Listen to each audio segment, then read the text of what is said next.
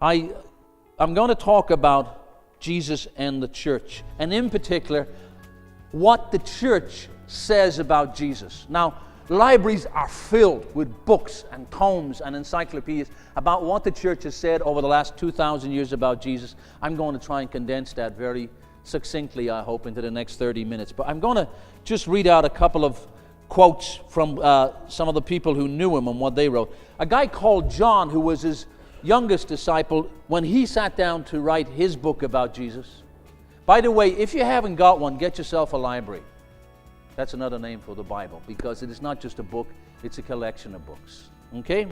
This is what John, how he opened up his book when he read it. He said, in the beginning, speaking about Jesus, he says, in the beginning was the Word, and the Word was with God, and the Word was God. He was with God in the beginning. Through him all things were made. Without him nothing was made that has been made. In him was life, and the life was the light of men. The light shines in the darkness, but the darkness has not understood it. Another one of his followers was a guy called Paul. He was one of the later ones, writing to some new Christians and new believers, speaking about this man Jesus. He said, he is the image of the invisible God. In our language, he is a photograph of the invisible God, the firstborn of all creation. For by him all things were created, things in heaven and on earth, visible and invisible, whether thrones or powers or rulers or authorities. All things were created by him and for him. He is before all things, and in him all things hold together.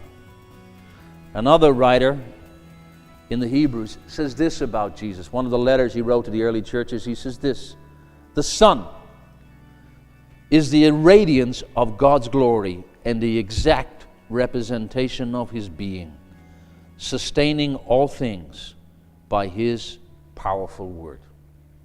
That's some of the stuff that is written in this book about Jesus. Some of the stuff that his first followers, having spent time with him, listened to him, watched him work, seen him crucified, raised again from the dead. This is how they came to see the man called Jesus. I was brought up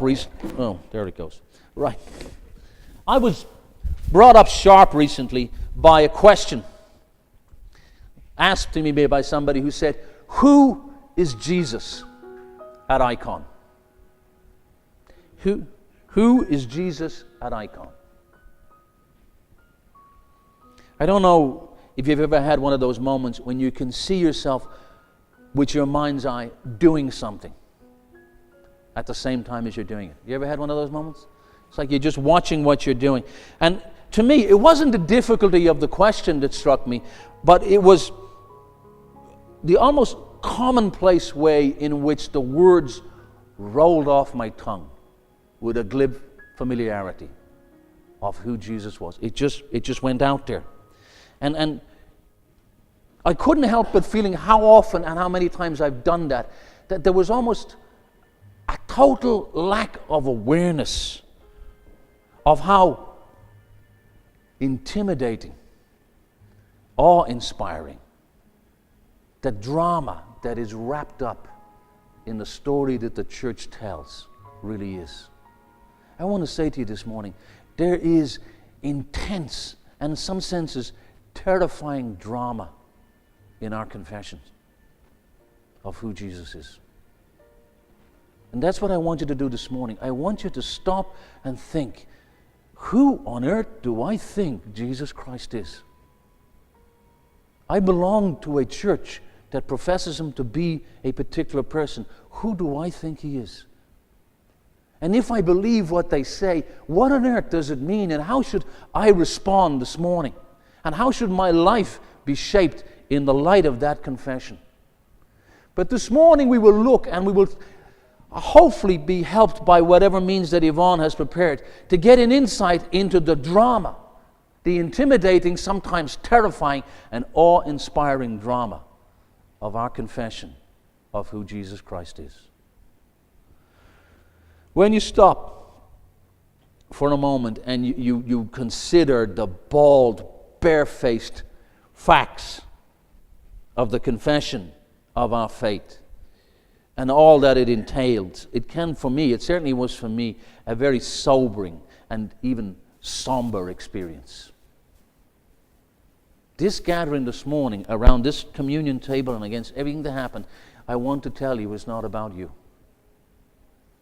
This one gathering is not about you. It's about Him. It's about the man Jesus.